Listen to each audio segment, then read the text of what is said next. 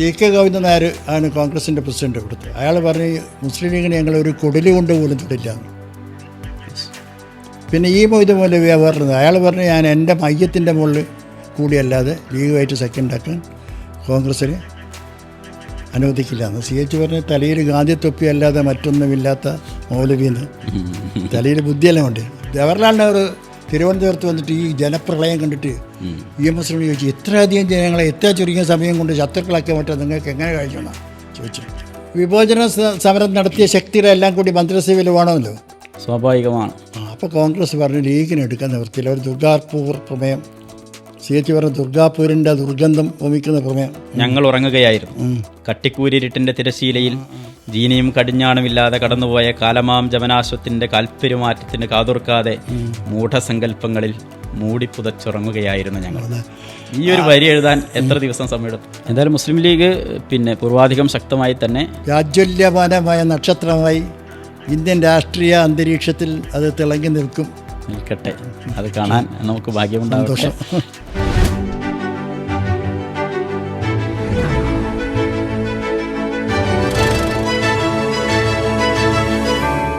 പ്രിയപ്പെട്ടവരെ, നല്ല വർത്തമാനങ്ങളുടെ നേരം. സാഗർ ടോക്സിലേക്ക് സ്വാഗതം.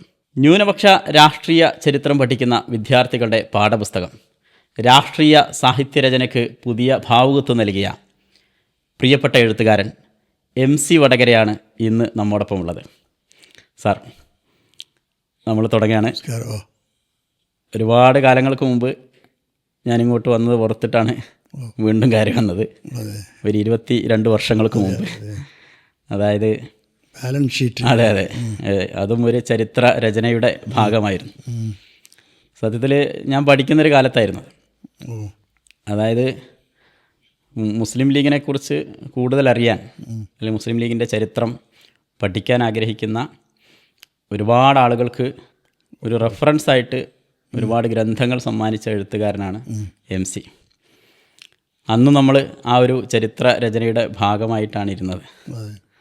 ഇപ്പോൾ വീണ്ടും അത് ഓർക്കാൻ കാരണം, ഇന്നിപ്പോൾ ഇങ്ങോട്ട് വരുമ്പോൾ ആ ഒരു പഴയ കാലം, അതായത് കാലങ്ങൾക്ക് മുമ്പ് ഈ പ്രസ്ഥാനം കെട്ടിപ്പടുക്കാൻ വേണ്ടി ഒരുപാട് നേതാക്കൾ സഹിച്ച ത്യാഗങ്ങൾ, ആ കാലത്തിൻ്റെ കൂടെ സഞ്ചരിച്ച ഒരാൾ എന്നുള്ള നിലക്ക് ഒരുപാട് ഓർമ്മകൾ അങ്ങയുടെ മനസ്സിലിപ്പോഴുണ്ടാവും. ആ ഓർമ്മകളിലേക്ക് ഒന്നുകൂടെ തിരിച്ചു പോകണം നമുക്ക്. ആ ഓർമ്മകൾ പുതിയ തലമുറക്ക് കൈമാറേണ്ടത് നമ്മുടെ ഉത്തരവാദിത്തമാണ്, നമ്മുടെ ബാധ്യതയാണ് എന്ന ഒരു ഒരു ഒരു ഒരു വിശ്വാസത്തിൻ്റെ പുറത്താണ് നമ്മൾ ഈ ഇരിക്കുന്നത്. എങ്ങനെയാണ് MC വടകര എന്ന ഒരു എഴുത്തുകാരൻ അല്ലെങ്കിൽ ഒരു രാഷ്ട്രീയ പ്രവർത്തകൻ ജനിക്കുന്നത്? അവിടുന്ന് തുടങ്ങാം എന്നാണ് എനിക്ക് തോന്നുന്നത്.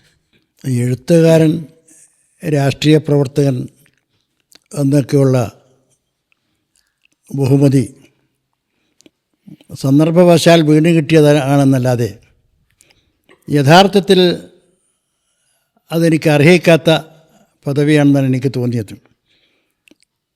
അങ്ങനെ ഒരു ബിരുദം കിട്ടാനുള്ള അടിസ്ഥാന യോഗ്യതയൊന്നും എനിക്കില്ല. സന്ദർഭവശാൽ അതങ്ങായി എന്നല്ലാതെ അതൊരു പ്ലാൻ ചെയ്തുണ്ടാക്കിയൊന്നുമല്ല. ചെറുപ്പകാലത്ത് തന്നെ രാഷ്ട്രീയത്തിനോട് വലിയ ആഭിമുഖ്യമുള്ള ഒരാളായിരുന്നു ഞാൻ. 1952 കാലത്ത് ഇന്ത്യയിലെ ആദ്യത്തെ പൊതു തെരഞ്ഞെടുപ്പ് നടക്കുന്ന അവസരത്തിൽ ആ തെരഞ്ഞെടുപ്പിലെ വലിയ ഓർമ്മയൊന്നുമില്ലെങ്കിലും ചെറിയ രീതിയിലൊക്കെ അന്നും കുട്ടികളുടെ ലെവലിൽ പ്രവർത്തിച്ചിരിക്കാൻ കഴിഞ്ഞ ഒരാളായിരുന്നു ഞാൻ. അന്ന് മുസ്ലിം ലീഗ് പ്രവർത്തനം നമ്മളെ നാട്ടിൽ വളരെ ശക്തമായിട്ടൊന്നും വന്നിട്ടില്ല, ചെറിയ രീതിയിൽ ഉണ്ടായിരുന്നുള്ളൂ. അവിടെ മുസ്ലിം ലീഗിൻ്റെ സ്ഥാനാർത്ഥിയും ഉണ്ടായിരുന്നില്ല, വടകരയിലെ സ്ഥാനാർത്ഥി ഉണ്ടായിരുന്നില്ല. കമ്മ്യൂണിസ്റ്റ് പാർട്ടിയുടെ 1952 കമ്മ്യൂണിസ്റ്റ് പാർട്ടിയും കിസാൻ മസ്ദൂർ പ്രജാ പാർട്ടിയും തമ്മിലുള്ളൊരു ഐക്യമുന്നണിയായിരുന്നു ഉണ്ടായിരുന്നത്. കിസാൻ മസ്ദൂർ പ്രജാ പാർട്ടി എന്ന് പറഞ്ഞാൽ ആചാര്യ കൃപലാനി കോൺഗ്രസിൽ നിന്ന് തെറ്റിപ്പിരിഞ്ഞ് അദ്ദേഹം ഉണ്ടാക്കിയ കോൺഗ്രസിലെ ആദ്യത്തെ പിളർപ്പായിരുന്നു കിസാൻ മസ്ദൂർ പ്രജാ പാർട്ടി, KMPP എന്ന് പറയും. കേരളത്തിൽ അതിൻ്റെ പ്രധാന നേതാവ് KK കളപ്പനായിരുന്നു. അതൊക്കെ ചരിത്രത്തിൻ്റെ വിരോധാഭാസമാണ്. കാരണം കമ്മ്യൂണിസ്റ്റ് പാർട്ടിയെ ഏറ്റവും ശക്തമായി എതിർത്ത ആളാണ് കെ കേളപ്പൻ. അതെ അതെ. ഒരു പാമ്പിനെയും ഒരു കമ്മ്യൂണിസ്റ്റുകാരനെയും കണ്ടാൽ ആദ്യം കമ്മ്യൂണിസ്റ്റുകാരനെ കൊല്ലുക, പിന്നെ പാമ്പിനെ കൊല്ലുക എന്ന് പറഞ്ഞ ആളായിരുന്നു കേളപ്പൻ. ആ കേളപ്പനെ ആലിംഗനം ചെയ്ത് കേളപ്പൻ്റെ പാർട്ടിയുമായിട്ട് KMPP-യുമായിട്ട് ഒരു രാഷ്ട്രീയ സഖ്യം ഉണ്ടാക്കുന്നതിൽ കമ്മ്യൂണിസ്റ്റ് പാർട്ടിക്ക് യാതൊരു മടിയുണ്ടായിരുന്നില്ല, യാതൊരു തത്വദീക്ഷയും ഉണ്ടായിരുന്നില്ല. പ്രത്യയശാസ്ത്രപരമായിട്ടോ പ്രായോഗികമായിട്ടോ ഒന്നും തന്നെ ഇവർ തമ്മിൽ യാതൊരു സാമ്യതയില്ലാത്ത രണ്ട് പാർട്ടികളായിരുന്നു. ആദ്യം തന്നെ കാണിച്ച മുന്നണി രാഷ്ട്രീയത്തിൻ്റെ എന്താ പറയുക, അവിവേകമെന്നോ അധർമ്മമെന്നോ ഒക്കെ പറയാവുന്ന ഒരു 1952 തന്നെ ഉണ്ടായത്. അന്ന് ഞങ്ങളെ വടകരയിൽ അന്ന് മുസ്ലിം ലീഗിന് സ്ഥാനാർത്ഥി ഉണ്ടായിരുന്നില്ല. കാര്യമായിട്ട് മുസ്ലിം ലീഗ് കാര്യം സഹായിക്കാനും പോയില്ല. കോൺഗ്രസിൻ്റെ അതൊരു ചാത്തു മാസ്റ്റർ എന്ന് പറഞ്ഞ ഒരാളായിരുന്നു, ഒരു സാത്വികനായ ഒരു മനുഷ്യൻ. പിന്നെ സോഷ്യലിസ്റ്റ് പാർട്ടി എന്നൊരു പാർട്ടി, അന്ന് ശക്തമായ ഒരു രണ്ടാം കക്ഷി socialist party, Indian socialist party, Jayaprakash Narayanan, Lohia അവർക്ക് സ്ഥിതി ചെയ്യുന്നത്. അവർക്കൊരു സ്ഥാനാർത്ഥി ഉണ്ടായിരുന്നു, കേളോത്ത് മൊയ്തു ഹാജി എന്നാണ് അയാളുടെ പേര്. വില്യാപ്പള്ളിക്കാരനാണ്, ഒരു കച്ചവടക്കാരനയാൾ. അയാൾ സോഷ്യലിസ്റ്റ് പാർട്ടി സ്ഥാനാർത്ഥിയായിട്ട് വന്നു. ചാത്ത് മാസ്റ്റർ പിന്നെ കോൺഗ്രസിൻ്റെ സ്ഥാനാർത്ഥിയായിട്ട് വന്നു. ഈ കമ്മ്യൂണിസ്റ്റ് KMPP ഐക്യമുന്നണി സ്ഥാനാർത്ഥിയായിട്ട് തറമൽ കൃഷ്ണൻ എന്ന അന്നത്തെ സ്വാതന്ത്ര്യ സമര പോരാളി, മുൻ കോൺഗ്രസ്സുകാരനൊക്കെ ആയിരുന്നു തറമൽ കൃഷ്ണൻ, പത്രപ്രവർത്തനമൊക്കെ ആയിരുന്ന ആളാണ്. അങ്ങനെ തിരഞ്ഞെടുപ്പ് നോമിനേഷൻ കൊടുത്ത് സ്ക്രൂട്ടിനി കഴിഞ്ഞപ്പോൾ ഇദ്ദേഹത്തിന് നോമിനേഷൻ തള്ളിപ്പോയി, ആരുടെ തറമൽ കൃഷ്ണൻ്റെ. പിന്നെ ബാക്കിയുള്ളത് കോൺഗ്രസിൻ്റെ ജാത്ത് മാഷും സോഷ്യലിസ്റ്റ് പാർട്ടിയുടെ മൊയ്തു ഹാജിയെ ബാക്കിയായത്. അപ്പോൾ അന്ന് കമ്മ്യൂണിസ്റ്റുകാർ പറഞ്ഞു ഞങ്ങൾ മൊയ്തു ഹാജിനെ സപ്പോർട്ട് ചെയ്യുന്നതാണ്. വേറെ നിവൃത്തിയില്ല, കോൺഗ്രസ് സപ്പോർട്ട് ചെയ്യാൻ പറ്റില്ലല്ലോ. അപ്പോൾ മൊയ്തു ഹാജി പറഞ്ഞ കമ്മ്യൂണിസ്റ്റുകാരെ വോട്ട് എനിക്ക് വേണ്ടാന്നൊക്കെ പറഞ്ഞു. അപ്പോൾ AK ഗോപാലൻ വന്നിട്ട് പ്രസവിച്ചത് അവർ വേണ്ടാന്ന് നമ്മളവർക്ക് തന്നെ വോട്ട് ചെയ്യുമെന്ന് പറഞ്ഞു. ഞങ്ങൾ അങ്ങനെ വോട്ട് അടിച്ചേൽപ്പിച്ച്. മുസ്ലിം ലീഗിനും പിന്നെ നിവൃത്തിയ മുസ്ലിം ഏറ്റവും വലിയ വിരോധം വന്ന് കോൺഗ്രസിനുണ്ടായിരുന്നു. മുസ്ലിം ലീഗും പറഞ്ഞു മൊയ്തു ഹാജിക്ക് വോട്ട് ചെയ്യാം, സ്വതന്ത്ര സ്ഥാനാർത്ഥി അല്ല സോഷ്യലിസ്റ്റ് പാർട്ടി. അങ്ങനെ മൊയ്തു ഹാജി ജയിച്ച് MLA 5 കൊല്ലക്കാർ അയാളും കൂടി വിചാരിക്കാത്ത രീതിയിൽ MLA. ആ തിരഞ്ഞെടുപ്പ് കാലത്തിലേക്ക് അങ്ങോട്ടും ഇങ്ങോട്ടും പോയി കാക്കായനെ പിടിച്ചിട്ട് എൻ്റെ കഴുത്തിൽ ഇങ്ങനെ ഐക്യമുന്നണി മുർദാബാദ് എന്നൊക്കെ എഴുതിയിട്ട് പറപ്പിച്ച അനുഭവം എനിക്കുണ്ട്. ചെറുപ്പത്തിൽ 52-ലാണ്. അന്ന് ചെറിയ ക്ലാസ്സിൽ 39 കഴിഞ്ഞിട്ട് 39-ലാണ് ജനിച്ചു. ഒരു 8 വയസ്സോ 8 കുറച്ചിലുണ്ടാവും വയസ്സിലാണ് നിൽക്കുന്നത്, എലിമെൻ്ററി സ്കൂളിൽ പഠിക്കുന്ന കാലം. അപ്പോൾ അന്ന് മുതൽക്ക് എൻ്റെ ഭ്രാന്തുണ്ട്. പിന്നെ എൻ്റെ വീട്ടിലും എൻ്റെ ഒരു അമ്മാവൻ, ഒരു അങ്കിൾ, അന്ന് സജീവ മുസ്ലിം ലീഗുകാരനായിരുന്നു. അദ്ദേഹം ഹൈദരാബാദിലൊക്കെ പോയി റസാക്കർമാരുടെ ഒക്കെ പ്രവർത്തിച്ചതാണ്. എൻ്റെ വീട്ടിൽ കാണുന്നിടത്ത് ജിന്നാ സാഹിബിൻ്റെ ഒരു ചിത്രം കാണാം, ഫ്രെയിം ചെയ്ത് വെച്ച് ജിന്നയുടെ ഒരു ചിത്രം. പിന്നെ വേറെ ഒരു കുറേ നേതാക്കന്മാർ, ഖാജ നാസിമുദ്ദീൻ, ലിയാഖത്ത് അലി ഖാൻ, ചൗധരി ഖലീൽ, ഇവരൊക്കെ ഒരു കുറേ എനിക്ക് ഇങ്ങനെ ഫ്രെയിം ചെയ്തല്ല, ഒരു കലണ്ടർ പോലെ കുറേ നേതാക്കന്മാരുടെ ഫോട്ടോ വരുന്നില്ല, അങ്ങനെ അതൊക്കെ ഉണ്ടായിരുന്നു വീട്ടിൽ. പിന്നെ ചില പുസ്തകങ്ങളൊക്കെ അതുണ്ടായിരുന്നു ലീഗിനെ സംബന്ധിച്ച്. അപ്പോൾ അതൊക്കെ എന്നെ പ്രത്യേകിച്ച് ജിന്നാ സാഹിബിനെ വല്ലാത്ത മാസ്മരിക ശക്തി ഉള്ള ഒരു ചിത്രമായിരുന്നു ജിന്നിൻ്റെ. അതൊക്കെ ഇങ്ങനെ ആവേശം ഒരു ചിത്രം മനസ്സിൽ പതിഞ്ഞു. ഇപ്പോൾ ആ മനസ്സൊക്കെ ഇപ്പോൾ ആ വീടൊക്കെ പൊളിച്ചു പോയി. അപ്പോൾ അത് മാത്രമല്ല 1948 ഹൈദരാബാദ് ആക്ഷൻ കാലത്ത് MS സ്പീക്കർ എൻ്റെ വീട് വന്ന് പറഞ്ഞ് റൈഡ് ചെയ്ത്. ഞാൻ പറഞ്ഞൊരു അമ്മാവൻ MC അസൻകുട്ടി എന്ന് പറഞ്ഞ അയാൾ ഇതിൽ പെട്ട ആളായതുകൊണ്ട് ഇതിലും മറ്റേ ഹൈദരാബാദ് ആക്ഷനിലൊക്കെ അവിടെ പങ്കെടുത്തുകൊണ്ട് ഈ വീട് വന്ന് സെർച്ച് ചെയ്ത് ഞാൻ തീർച്ചയായും പട്ടാളം വന്നിട്ട് MSP വന്നിട്ട് മുസ്ലിം ലീഗുകാരൊക്കെ തെരഞ്ഞുപിടിച്ച് റൈഡ് ചെയ്ത് കുറേ പുസ്തകങ്ങളും കടലാസിലൊക്കെ എടുത്തുകൊണ്ട് എന്താണെന്ന് എനിക്ക് കൃത്യമായി മനസ്സിലായിട്ടില്ല. 49-48 കാലത്ത് അങ്ങനെ ഒരു സംഭവം ഉണ്ടായി. ഈ 39 ജനിച്ച ആളെന്നുള്ള നിലക്ക് സ്വാതന്ത്ര്യവുമായി ബന്ധപ്പെട്ട എന്തെങ്കിലും ഓർമ്മകളുണ്ടോ? അതില്ല. ചെറിയ സ്വാതന്ത്ര്യ ദിനത്തിൻ്റെ അന്ന് വീട്ടിൻ്റെ വീട്ടിൽ നിന്ന് വല്ല ഒരു ഇടത്തരം കുടുംബമാണ് ഞങ്ങളത്. വീട്ടിൽ നിന്ന് പടിപ്പുരയിൽ വാഴ 2 വാഴ അപ്പുറത്ത് ഇപ്പം തൂക്കി കുരുത്തോല കെട്ടിയിട്ട് അലങ്കരിച്ചാൽ ഓർമ്മയുണ്ട്. ലീഗിൻ്റെ കൊടിയും അത് ശരി. പിന്നെ കോൺഗ്രസിൻ്റെ കൂടി അപ്പുറം ഇപ്പുറം നോക്കിയിട്ട് അതൊക്കെ എനിക്ക് അലങ്ങ് അതില്ല. സ്വാതന്ത്ര്യദിന ആഘോഷത്തിനെ വെച്ച് അതൊക്കെ ഓർമ്മയുണ്ട്. മറ്റേ സ്വാതന്ത്ര്യ സമരമായിട്ടൊന്നും ബന്ധപ്പെട്ട് ഒരു ഓർമ്മയില്ല. ഇനി ഈ ബ്രണ്ണൻ കോളേജിലേക്ക് പോയപ്പോൾ അതൊക്കെ കുറേ കാലം അത് എത്രയോ കഴിഞ്ഞിട്ടില്ല. അതെ അതെ അതൊക്കെ വളരെ ആഫ്റ്റർ അല്ലേ. പിന്നെ അങ്ങനെ 52 തിരഞ്ഞെടുപ്പെ പറ്റിയാണ് ഞാൻ പറഞ്ഞു. പിന്നെ ഞാൻ കുറച്ച് കാലം ഇവിടുത്തെ ഈ SPH വിലാസം എന്താ സ്വാമി ശിവാനന്ദ പരമഹംസ വിലാസം സ്കൂളിലാണ് ഞാൻ പഠിച്ചത്. വീട്ടിൻ്റെ മുമ്പിലുള്ള സ്കൂളാണ്. സിദ്ധസമാജത്തിൻ്റെ സ്ഥാപകനായ സ്വാമി എൻ്റെ പേരിൽ അയാളുടെ ഒരു ആംഗ്ലോ ഇന്ത്യൻ നെറ്റോ സാഹിബ് സാഹിബ് ഉണ്ടായിരുന്നു. അയാളുടെ ശിഷ്യൻ, അയാളുണ്ടാക്കിയ സ്കൂളത് ഇപ്പോഴും ഉണ്ട്. അവിടുന്ന് കഴിഞ്ഞ് ഞാൻ എലിമെൻ്ററി ക്ലാസ്സും അതിനുശേഷം MEM ഹൈസ്കൂളിൽ ഹയർ എലിമെൻ്ററിയും കഴിഞ്ഞ് അതിനുശേഷം BM ഹൈസ്കൂൾ SLC ക്ലാസ്സിലെത്തിയപ്പോഴാണ് ഈ ഇത് വരുന്നത്, കേരളം ഉണ്ടാകുന്നത്. 56 57 കാലത്ത്. അപ്പോൾ കേരള ഉത്സവത്തിലൊക്കെ അതെനിക്ക് ഇതൊക്കെ വായിക്കുന്ന ഒരു സ്വഭാവം ഉണ്ടായിരുന്നു. ഒരു 9ാം ക്ലാസ്സിൽ പഠിക്കുമ്പോൾ ഞാൻ പേൾബക്കിൻ്റെ നല്ല ഭൂമിയൊക്കെ വായിച്ചിട്ടുണ്ട്. എനിക്കൊരു അതിൻ്റെ ആദ്യത്തെ വരി ഇപ്പോഴും ഓർമ്മയുണ്ട്. പേൾബക്കിൻ്റെ ഗുഡ് എർത്തിൻ്റെ തർജ്ജമയിൽ ആദ്യത്തെ വാങ്ലുവിൻ്റെ കല്യാണ ദിവസമായിരുന്നു കൊണ്ടാണ് തുടങ്ങുന്ന ആ പുസ്തകം. ഇപ്പോൾ നോക്കിയൊക്കെ അറിയാം. അങ്ങനെ അതൊക്കെ നല്ലോണം വായിച്ചിട്ട് വിശ്വസാഹിത്യ നോബൽ സമ്മാനം കിട്ടിയ സാഹിത്യ കൃതി അതൊക്കെ വായിച്ചു തീർത്തു. ഇപ്പോൾ അതുപോലെ പേൾബക്കിൻ്റെ വേറെ ഒരു പുസ്തകം the man who changed China എന്നൊരു പുസ്തകമുണ്ട്. അത് സണ്ണിയറ്റ്സിൻ്റെ ജീവചരിത്ര. അത് ഞാൻ ഇംഗ്ലീഷൊന്നും അറിയില്ലെങ്കിൽ ഞാനത് തർജ്ജമ ചെയ്തു. അതാരസം അന്ന് പേരിന് വേണ്ടിയിട്ട് കൊടുക്കാനെന്നല്ലേ ബൗണ്ട് ബുക്കിൽ അത് കുറേ അധ്യായങ്ങളൊക്കെ ഇങ്ങനത്തെ ഒരു സൂക്കിടക്കുന്നുണ്ടായിരുന്നു ഒരു ലേശം. പിന്നെ തൊട്ടടുത്ത് നമ്മളെ ഫ്രണ്ട്ഷിപ്പ് ഉണ്ടായിരുന്നു PT അബ്ദുറഹ്മാനാണ്. PT അബ്ദുറഹ്മാൻ കവി എൻ്റെ വീടും എൻ്റെ ബന്ധുവും കൂടിയാണ്. ഈ വീട്ടിൻ്റെ ഒക്കെ പേര് പഴങ്കാവിലാണ് സ്ഥലത്തിൻ്റെ പേര്. പീട്ടിൻ്റെ വീട്ടിൻ്റെ പേര് പഴങ്കാവിൽ തോട്ടത്തിൻ്റെ അവിടെ നിന്ന്. ഞങ്ങളെ കുടുംബമുണ്ട്. ശരിയാ. അത് തൊട്ട് മുമ്പിലാണ് വീട്. എൻ്റെ വീടും ഇയാളുടെ വീടും അഭിമുഖമായിട്ട് രാവിലെ എഴുന്നേറ്റ പീട്ടിനെ കാണാം. ആ വീട്ടിൻ്റെ വീട്ടിൽ ആളെന്നല്ല, ഒരു വലിയ വീട്ടിൽ ഉമ്മ മാത്രമേ ഉള്ളൂ. അപ്പോൾ അവിടെ വേറെ ക്യാമ്പ്. അവിടെ നിന്നാണ് ഈ സാഹിത്യവും കലയെല്ലാം ഉണ്ടായിരുന്നു. അങ്ങനെ കവിതകൾ ധാരാളമായിട്ട് വായിച്ചൊക്കെ PT പെട്ടെന്ന് കവിയായിരുന്നു. ഞാൻ MC ഇടക്കിടക്ക് നല്ല കവിതകൾ ചൊല്ലുന്നത് കേട്ടിട്ടുണ്ട്. അതാ കവിതകൾ ചൊല്ലുന്നത് കേട്ടിട്ടുണ്ട്. അങ്ങനെയാണ് അവിടെ ആ ഒരു കൂട്ടായ്മയുണ്ട് അവിടെ പീട്ടിൻ്റെ കൊലയിൽ. ഈ ഐക്യ കേരളം വരുന്നതിന് വലിയ പ്രയത്നങ്ങൾ നടത്തിയ ഒരു പാർട്ടിയായിരുന്നു അന്ന് മുസ്ലിം ലീഗ്. ഒരു പ്രത്യേകിച്ച് KMC സാഹിബിനെ പോലെയുള്ള ഏറ്റവും ഓർപ്പിക്കപ്പെട്ട ഒരു KMC സാഹിബാണ്. ലീഗിൻ്റെ ഒരു പ്രപ്പോസൽ ഉണ്ടായിരുന്നല്ലോ അല്ലേ? ലീഗിൻ്റെ ഒരു പ്രപ്പോസൽ ഉണ്ടായിരുന്നു. അത് മാത്രമല്ല, അതിനുവേണ്ടി ധാരാളം മുഖപ്രസംഗങ്ങളൊക്കെ ചന്ദ്രയിൽ എഴുതിയിട്ടുണ്ട് CH. അതിൻ്റെ ശില്പികളിൽ ഒരാളെന്ന് തന്നെ പറയാം CH സാഹിബാണ്. ഞാൻ മനസ്സിലാക്കുന്ന ലീഗിൻ്റെ പ്രപ്പോസലിൽ ഗൂഡല്ലൂർ, കന്യാകുമാരി, പിന്നെ നമ്മുടെ ലക്ഷദ്വീപൊക്കെ ഉൾപ്പെടുന്നുണ്ട് കേരളത്തിൽ.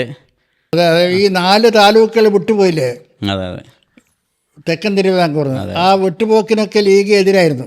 അതൊന്ന് ഒറിജിനൽ കേരളമായിട്ട് നടത്തണം എന്നൊക്കെ അതായിരുന്നു മുഴുവനായിട്ട് ഇട്ടിരുന്ന കാര്യം. അന്ന് വളരെ സജീവമായിട്ട് അതിന് വേണ്ടിയിട്ട് ഒക്കെ. അങ്ങനെ അതിനു മുമ്പായിട്ട് ആന്ധ്രയിൽ പോറ്റി ശ്രീറാവുലു എന്ന് പറഞ്ഞ ഒരു അധ്യാപകൻ ആന്ധ്ര ഉണ്ടാക്കാൻ വേണ്ടി, തെലുങ്ക് ഭാഷയുടെ അടിസ്ഥാനത്തിൽ ആന്ധ്ര സംസ്ഥാനം ഉണ്ടാക്കാൻ വേണ്ടി നിരാഹാര വ്രതം അനുഷ്ഠിച്ചു. അദ്ദേഹം മരിച്ചു. അപ്പോൾ അതോടുകൂടി ഭാഷാ സംസ്ഥാനങ്ങളുണ്ടാക്കുക, ആന്ധ്രയ്ക്ക് ഒരു സംസ്ഥാനം കൊടുക്കാൻ കേന്ദ്രം തീർച്ചപ്പെടുത്തി. അപ്പോൾ അന്നേരം എല്ലാ സംസ്ഥാനങ്ങളും സംസ്ഥാന അടിസ്ഥാനത്തിൽ ഭാഷാ സംസ്ഥാനങ്ങൾ വേണം. അത് കോൺഗ്രസിൻ്റെ തെരഞ്ഞെടുപ്പ് വാഗ്ദാനങ്ങളിൽ ഒന്നായിരുന്നു. അത് ഭാഷാടിസ്ഥാനത്തിൽ സംസ്ഥാന പുനർവിഭജനം നടക്കുന്നു. അങ്ങനെ അവർ ഒരു 3 അംഗങ്ങൾ സ്റ്റേറ്റ്സ് റീഓർഗനൈസേഷൻ കമ്മിറ്റി SRC സംസ്ഥാന പുനഃസംഘടന കമ്മിറ്റി എന്നൊരു കമ്മിറ്റി ഉണ്ടാക്കി. സെയ്ദ് ഫസൽ അലി, ആസാംകാരനായ ജഡ്ജി ഫസൽ അലി ആയിരുന്നു അതിൻ്റെ ചെയർമാൻ. മറ്റൊരു മെമ്പർ പണ്ഡിറ്റ് ഹൃദയനാഥ് കുൻസു, വേറൊരു മെമ്പർ സർദാർ KM പണിക്കർ. ഇങ്ങനെ 3 മെമ്പർമാരടങ്ങിയ ഒരു സംസ്ഥാന പുനഃസംഘടന സമിതി ഉണ്ടാക്കി. അവരെ തിരഞ്ഞെടുപ്പ് നടത്തി. അവരാണ് ഈ ഐക്യ കേരളം ഉണ്ടാക്കാൻ വേണ്ടിയുള്ള ശുപാർശ കൊടുത്തത്. അതിനെപ്പറ്റി ഒരുപാട് അഭിപ്രായ വ്യത്യാസങ്ങളൊക്കെ ഗൂഡല്ലൂർ മുതലായ പ്രദേശങ്ങൾ പോകുന്നതിന് ലീഗ് വലിയ എതിരായിരുന്നു. കാരണം ഗൂഡല്ലൂർ, മേട്ടുപ്പാളയം അതൊക്കെ ലീഗിൻ്റെ ഒരു ശക്തി കേന്ദ്രമാണ്. അതുപോലെ ഈ തെക്കൻ തിരുവിതാംകൂറിലെ ഈ 4 സംസ്ഥാനം, കേരളത്തിൻ്റെ നെല്ലറ എന്ന് പറയാവുന്ന ഒരു 4 താലൂക്കുകൾ, അത് കോൺഗ്രസിൻ്റെ ശക്തി ദുർഗമായിരുന്നു. കോൺഗ്രസ്സിലകത്ത് ആരും അവിടെ ജയിക്കില്ല. ആ താലൂക്കുകൾ ഇതിൽ നിന്ന് പോയി. അതിന് കോൺഗ്രസ് ശക്തമായി എതിരായിരുന്നു. അപ്പോൾ അതിനകത്ത് അന്ന് ഉയർന്നു കേട്ട ഒരു വിമർശനം എന്താണെന്ന് വെച്ചാൽ, സർദാർ കെ എം പണിക്കരുടെ മകളെ ഭർത്താവാണ് എം.എൻ. ഗോവിന്ദൻ നായർ. എം.എൻ. ഗോവിന്ദൻ നായർ അയാളെ ഭാര്യാപിതാവിനെ സ്വാധീനിച്ചുകൊണ്ട് കോൺഗ്രസ്സിന് സ്വാധീനമുള്ള കുറേ ജില്ലകൾ, കുറേ പ്രദേശങ്ങൾ ഒഴിവാക്കുകയും കമ്മ്യൂണിസ്റ്റ് പാർട്ടിക്ക് സ്വാധീനമുള്ള കുറേ പ്രദേശങ്ങൾ ഉൾപ്പെടുത്താൻ ശ്രമിച്ചൊരു കേരളം ചുവപ്പിക്കാൻ വേണ്ടി അന്ന് തന്നെ ശ്രമം നടത്തിയെന്നും സർദാർ പണിക്കർ അതിന് അരുതെന്നും എന്നൊരു ആക്ഷേപം, ശരിയോ തെറ്റോ എന്നറിയില്ല, അന്ന് കേട്ടിരുന്നു. അങ്ങനെ ഐക്യ കേരളം ഉണ്ട്. ഐക്യ കേരളം ഇപ്പം നല്ല പാട്ടൊക്കെ ഉണ്ട്. നമ്മുടെ ജനാധിപത്യ കേരളം വന്നാൽ അന്ന് നമ്മൾ നടക്കും ആണുങ്ങളെപ്പോലെ എന്നുള്ള പാട്ടൊക്കെ ഉണ്ടായിരുന്നു. നമ്മളെ രസമുള്ള പാട്ടാണ്. നമ്മളെ കുട്ടികളാരും തെരുവ് തണ്ടൂല എന്നൊക്കെ ഉണ്ട് അതിൽ പറഞ്ഞിട്ട്. അങ്ങനെ ആ ഐക്യ കേരളത്തിൻ്റെ ആ ഉത്സവാഘോഷത്തിൽ അന്നൊക്കെ ഞാൻ വിദ്യാർത്ഥിയായിരുന്നു. അന്നൊക്കെ MSFൻ്റെ പ്രവർത്തകനായിരുന്നു. MSFിലൊക്കെ ചേർന്ന്, MSF നാമമാത്രമായി ഉണ്ടായിരുന്നത്. അപ്പോൾ മലബാർ ജില്ല MSF ആയിരുന്നു അന്ന്. മലബാർ ജില്ല MSF കോഴിക്കോട്ട് ഇടയ്ക്ക് യോഗം ചേർന്നു. അതിൻ്റെ പ്രസിഡൻറ്റ് PM അബൂക്കറായിരുന്നു. സെക്രട്ടറി അഹമ്മദായിരുന്നു. ആദ്യം സെക്രട്ടറി K ഹംസത്ത, പിന്നെ ഇയാളായിരുന്നു അഹമ്മദ് സാഹിബായിരുന്നു. സ്ഥിരമായിട്ട് ആ കമ്മിറ്റി യോഗത്തിൽ പങ്കെടുക്കുന്ന 3-4 ആൾ. ഒന്ന് PP മൊയ്തീൻ, തിക്കോടി മരിച്ചു. പിന്നെ വട്ടംകുളം ഹൈദരലി ഉണ്ടായിരുന്നു. BB അത് കേട്ടിട്ടുണ്ടോ? ഹൈദരലി മാഷ് ഈ അടുത്ത് മരിച്ച്. ഇന്ന് ഞാൻ അങ്ങനെ 3-4 ആളെ സ്ഥിരമായിട്ട് പങ്കെടുക്കുന്ന ആളുണ്ടായിരുന്നു. അന്ന് നമുക്ക് അതിൽ പിന്നെ ഞങ്ങൾ MSFൻ്റെ പ്രവർത്തനങ്ങളൊക്കെ പൊന്നാനി അവിടെ ഇവിടെയൊക്കെ പോയി സമ്മേളനങ്ങളൊക്കെ നടത്തി എനിക്ക് ഓർമ്മയുണ്ട്. കുമരനല്ലൂർ, അറിങ്ങളെ പ്രദേശത്ത്, കുമരനല്ല, ഒരുമനയൂർ തൃശ്ശൂർ. ഒരുമനയൂരിൽ നാട്ടിക മജീദ് സാഹിബ് എന്ന് നമ്മളെ ഗുരുനാഥൻ, നാട്ടിക മജീദ് സാഹിബിൻ്റെ കൂടെ പോയിട്ട് അവിടെ ഒരു മുസ്ലിം ലീഗിൻ്റെ സമ്മേളനത്തിലെ പതാക ഉയർത്തിയാണ്. മുസ്ലിം ലീഗിൻ്റെ സമ്മേളനത്തിൽ കുട്ടിയായി ഞാൻ. അത് ഇയാൾക്കുള്ള ഒരു എഫെക്ഷൻ ആരെ മജീദ് സാഹിബ്. അങ്ങനെയൊക്കെ ചില അനുഭവങ്ങളൊക്കെ ഉണ്ടായി. അങ്ങനെ ആ തെരഞ്ഞെടുപ്പിൽ പ്രത്യേകിച്ച് പ്രജാ സോഷ്യലിസ്റ്റ് പാർട്ടിയും മുസ്ലിം ലീഗും തമ്മിലൊരു സഖ്യം ഉണ്ടാക്കി എന്നുള്ളതാണ്. അപ്പോഴത്തേക്ക് സീദ് സാഹിബിൻ്റെ താമസ സ്ഥലം എറണാകുളത്തേക്ക് മാറ്റി തലശ്ശേരിയിൽ നിന്ന്. അതൊരു പ്രധാന സംഭവമാണ് മുസ്ലിം ലീഗ് രാഷ്ട്രീയത്തിൽ. ലീഗിൻ്റെ തലസ്ഥാനം ഇവിടുന്ന് അങ്ങ് മാറി, തലശ്ശേരിയിൽ നിന്ന് അങ്ങോട്ട് മാറി. അങ്ങനെ അന്ന് ഒരു പൊളിറ്റിക്സ് പറയാന്ന് വെച്ചാൽ, കേരളത്തിൽ 57 ഇലക്ഷൻ നടക്കുന്നതിൻ്റെ മുമ്പായിട്ട് മുസ്ലിം ലീഗിൻ്റെ സംസ്ഥാന കമ്മിറ്റി എറണാകുളത്ത് ചേർന്നിട്ട് ഒരു പ്രമേയം പാസ്സാക്കി. ആ പ്രമേയത്തിൽ പറഞ്ഞതെന്താണെന്ന് വെച്ചാൽ, ഇപ്പോൾ കേരളം വരുമ്പോൾ മലബാർ, തിരുവിതാംകൂർ, കൊച്ചി തന്നെ, മലബാർ ഡിസ്ട്രിക്ട് ബോർഡ് അത് ഏതാണ്ട് ഈ അസംബ്ലി മണ്ഡലം പോലത്തെ മണ്ഡലങ്ങളാണ് district board. Malabar district board ഭരിക്കുന്നത് കമ്മ്യൂണിസ്റ്റ് പാർട്ടിയാണ്. PT ഭാസ്കര പണിക്കർ പ്രസിഡൻ്റായിട്ടുള്ള. ലീഗിന് 8 മെമ്പർമാരുണ്ടായിരുന്നു ഇതിൽ മലബാർ ഡിസ്ട്രിക്ട് ബോർഡിൽ. അപ്പോൾ മലബാറിൽ കമ്മ്യൂണിസ്റ്റ് സ്വാധീനം. തിരുവിതാംകൂർ, കൊച്ചിയിൽ കോൺഗ്രസ്സാണ് ഭരിക്കുന്നെങ്കിലും അതിശക്തമായ രീതിയിലുള്ള കമ്മ്യൂണിസ്റ്റ് സ്വാധീനം. TV തോമസിൻ്റെ നേതൃത്വത്തിലുള്ള അന്ന് AJ ജോണിൻ്റെ മന്ത്രിസഭ രാജിവെച്ച് മന്ത്രിസഭ ഇല്ലാത്തൊരവസ്ഥയായിരുന്നു അവിടെ. പ്രസിഡന്റ് ഭരണമായിരുന്നു. അന്ന് മിക്കവാറും കമ്മ്യൂണിസ്റ്റ് പാർട്ടി അധികാരത്തിൽ വരാനുള്ള എല്ലാ സാധ്യതയും തിരുകൊച്ചിയിൽ നിലനിൽക്കുകയാണ്. അപ്പോൾ ആ തിരുകൊച്ചിയും ഈ മലബാർ കൂടി ചേർന്നാൽ അവിടെ നിശ്ചയമായ ഒരു കമ്മ്യൂണിസ്റ്റ് ഗവൺമെൻറ് വരാനുള്ള സാധ്യതയുണ്ട്. അതുകൊണ്ട് കമ്മ്യൂണിസത്തിൻ്റെ ഒരു കമ്മ്യൂണിസ്റ്റ് പാർട്ടിയുടെ ഗവൺമെൻറ് എന്തായാലും അക്കാലത്ത് വരാൻ പാടില്ല. കാരണം ഈ സ്വാതന്ത്ര്യം കിട്ടിയിട്ട് 10 കൊല്ലമായിട്ടുള്ളൂ, 57 അപ്പോൾ ഇന്ത്യക്ക് ഈ ജനാധിപത്യത്തിലൊന്നും വിശ്വസിക്കാത്തൊരു ജനാധിപത്യം വേരുറച്ച് വരുന്നേ ഉള്ളൂ. ഇന്ത്യയിൽ 200 കൊല്ലത്തെ കൊളോണിയൽ ഭരണത്തിന് ശേഷം ജനാധിപത്യം മുളവൊട്ടി വരുന്നൊരവസരത്തിൽ ജനാധിപത്യത്തിലെ വിശ്വസിക്കാത്തൊരു പാർട്ടിയാണ് കമ്മ്യൂണിസ്റ്റ് പാർട്ടി. രണദിവ്യ തീസിസ് 48 രണദിവ്യ തീസിസ് അവിടെ വിപ്ലവത്തിൻ്റെ സമയമായിട്ടാണ്. വിപ്ലവത്തിന് സമയമായിരിക്കുന്നു. ദേശീയ ബൂർഷ്വാസിയെ പരാജയപ്പെടുത്തി അധികാരം കൈക്കലാക്കാൻ ചൈനീസ് മോഡലിലെ വിപ്ലവം നടത്തുന്ന സമയമായിരുന്നു കൊണ്ട് ഇവിടെ എല്ലാ സ്ഥലത്തും വടക്കേ മലബാർ ഉടനീളം കലാപമാണ്. കരുവണ്ണൂരിൽ കലാപം, തിരുവള്ളൂർ കലാപം, കയ്യൂർ കലാപം, മറ്റു ഒഞ്ചിയം കലാപം, ഇവിടെയൊക്കെ കലുഷിതമായൊരു അന്തരീക്ഷം. അവിടെ പുന്നപ്ര വേലാർ മറ്റു ഈ ഒരു അവസരത്തിൽ കമ്മ്യൂണിസ്റ്റ് പാർട്ടി കയ്യിൽ ഒരിക്കലും ഭരണം കൊടുക്കുന്നത് ശരിയല്ല.